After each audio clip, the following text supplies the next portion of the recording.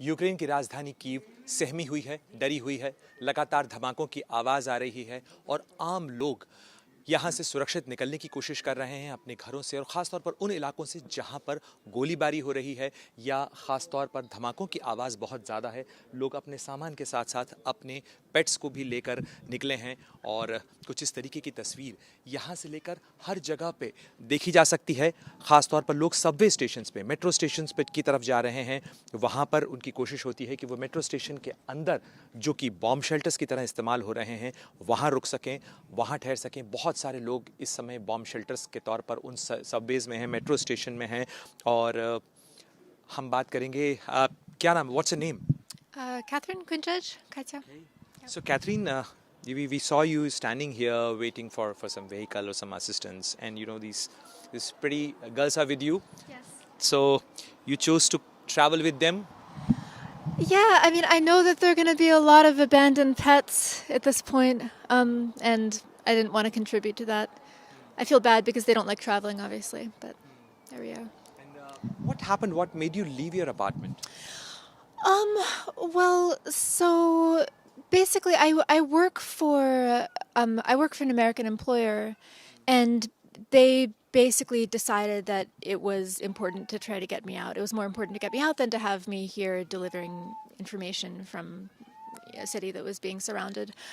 So I got a call this morning around 6, and I was sort of really bleary, and I didn't even know if I wanted to come. But yeah, I packed up. Did you also hear the thundering sounds of the shelling? Yeah. No, I mean, all night basically, on and off, we heard shelling. There were some quiet points, but I mean, I would say from about 4 o'clock onwards, I heard pretty constant explosions, and then also later in the morning a lot of shootouts right on my street, sort of further up my street. So yeah, it was pretty nerve-wracking. That said, I mean, when I went outside, I heard that there was shooting around the Victory Square. So do you live around that area? Yeah, that's where I live. Yeah, I live right on Victory Square, and right on Prospect Перемоги. And if you go a bit further down Prospect Перемоги, then that's where there was some shooting. Oh. How are you going to carry them? What are their names?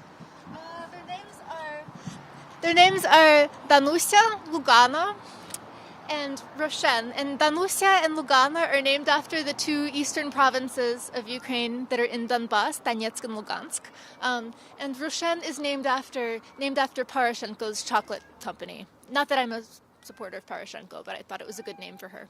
And what's so lovely that you live in Kyiv? Yeah, I do live in Kyiv. Yeah, I've worked here for 4 years. So, what a sad situation that Ukraine has to lose Donetsk and Luhansk in such a state. And what are your emotions about this situation right now? I mean, it's horrible. It's horrible. There are no words to describe it, really. I mean, I've spent 4 years sort of writing clever analysis about ways that this conflict could potentially be de-escalated, and sort of trying to warn that the situation in Donetsk and Lugansk, while there was sort of low-level fighting there, that it wasn't sustainable. It wasn't it wasn't sort of morally sustainable or sustainable from a security context to just keep the fighting going there. The way the sides had evidently, the way some actors on both of the sides or all sides had evidently decided to do. Catherine, do you think, what actually went wrong in this conflict? It actually escalated. Nobody thought that this would, come to this level, this end. I think that there are a lot of factors at play. I mean, I think one big factor has been the consequences of the pandemic and the way it's closed off ties between people. It put a stop to the peace process. It put a stop to, which was obviously already going very badly. But I mean, it sort of put the nail in the coffin. It put a stop to any in-person negotiations in the so-called Minsk Trilateral Contact Group. It led to Ukraine's President Zelensky being basically completely overstretched. He was already politically inexperienced, but he was completely unequipped to handle a pandemic and then to follow through on his promises to find a diplomatic solution. And then there's a crazy dictator in Russia. Across people saying that, Zelensky was a comedian. He was a TV star turned politician. Do you think that some people, voicing their concern and now feel that, maybe like an inexperienced politician having at such a crucial time was not the appropriate decision?